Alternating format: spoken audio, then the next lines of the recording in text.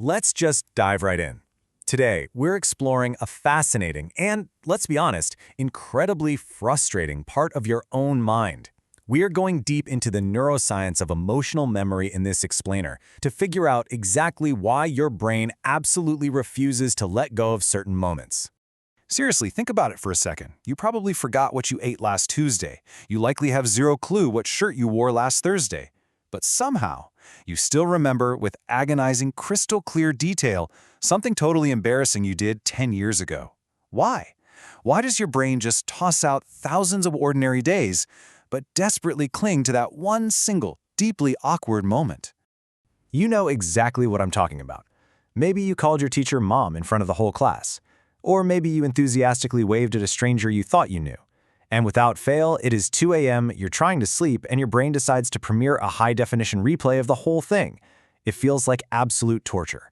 But the actual truth? Your brain was specifically designed to do exactly this. See, if your brain actually remembered every single second of every single day, every footstep you took, every passing face on the street, the whole system would just crash. So instead, your brain acts like a ruthless filter. It is constantly asking one fundamental question: is this important enough to keep? For the vast majority of our experiences, the answer to that is a hard no. Yesterday's breakfast, it vanishes without a trace because, well, it just isn't important. But emotionally intense moments, say a terribly awkward presentation or a sudden scare, those get placed in an entirely different category altogether. Enter the neurological curator of your memories. We call it the amygdala. It's this small, almond-shaped structure sitting deep inside your brain. And its primary job is to constantly scan for emotionally significant events and send out a massive, unignorable signal that says, hey, pay attention. This is absolutely worth keeping. It helps to think of emotion as memory's bright highlighter. Just like you'd only highlight the really crucial sentences in a textbook, your brain does the exact same thing with your life. When an event triggers a huge spike of fear or joy or, deep embarrassment, your amygdala essentially uncaps that neon marker. It makes absolutely sure that moment stands out in your mental archives for years to come. Now, thousands of years ago, this highlighting system was literally a matter of life and death. If you nearly fell off a cliff, your brain highlighted that terror so you wouldn't, do it again. But in close-knit tribes, social mistakes were just as dangerous. Doing something highly offensive could actually mean exile. Today, obviously, we aren't getting exiled from our friend groups for a weird text message, but our brains, they're still running on that ancient software. So we end up over-remembering everyday awkwardness. So, you have to realize your brain isn't replaying these embarrassing memories just to torture you. It's genuinely trying to protect you. It's like touching a hot stove. It hurts, and you never ever forget it. Social mistakes trigger the exact same protective mechanism. That visceral cringe you feel, that is just your brain saying, remember this, so next time, please don't make the same mistake. But let's take a look at how this protective system can sometimes, kind of skew our reality. Imagine you give a presentation. Afterward, 10 different people give you incredibly genuine compliments. But one person pulls you aside with a sharp criticism.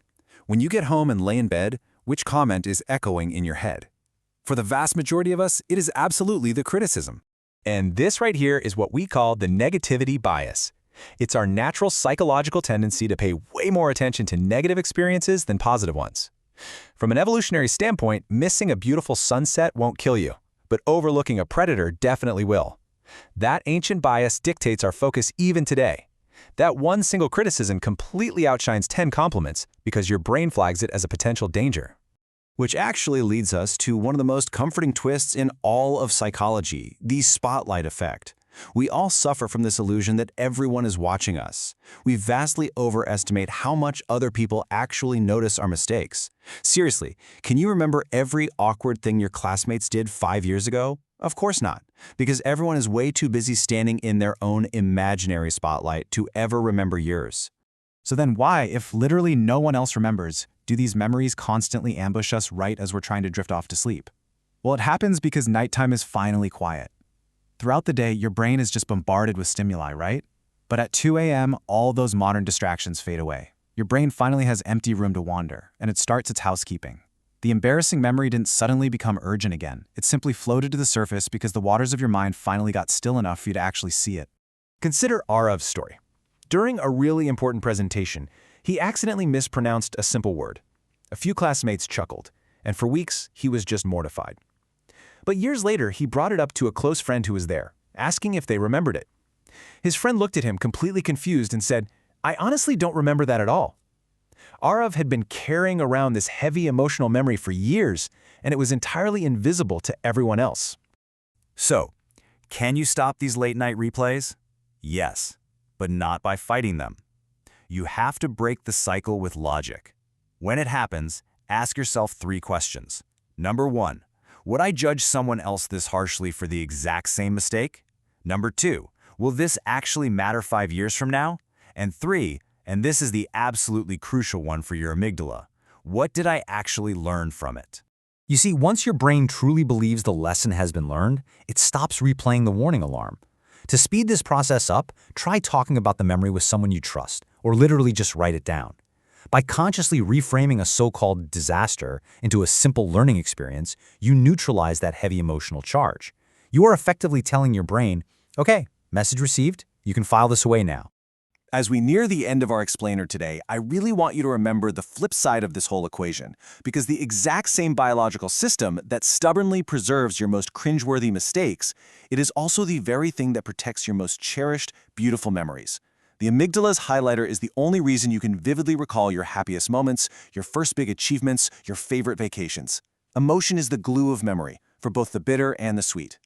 Listen, your brain is not out to get you. It's just a highly evolved machine trying its absolute best to help you survive and navigate a really complex social world. But here is the fundamental truth you need to consciously remind it of. The audience of your past mistake, they have already forgotten it. The people who saw you trip or wave at the wrong person, they have almost certainly moved on with their lives. And honestly, maybe it's time you did too. Those embarrassing moments bubbling up at 2 a.m. are not proof that you are flawed. They are absolute proof that your brain cares deeply about helping you survive. So the next time an old memory pays you an unexpected visit, give yourself some grace. Your brain remembers your mistakes not to punish you, but to help you grow. And I'll leave you with this final thought. If your greatest cringe is really just your mind trying to protect you, what other perceived flaws are actually your greatest strengths? Subscribe to Eureka Effect for more mind-blowing psychology, neuroscience, and science documentaries. And share this with someone whose brain would love to know this.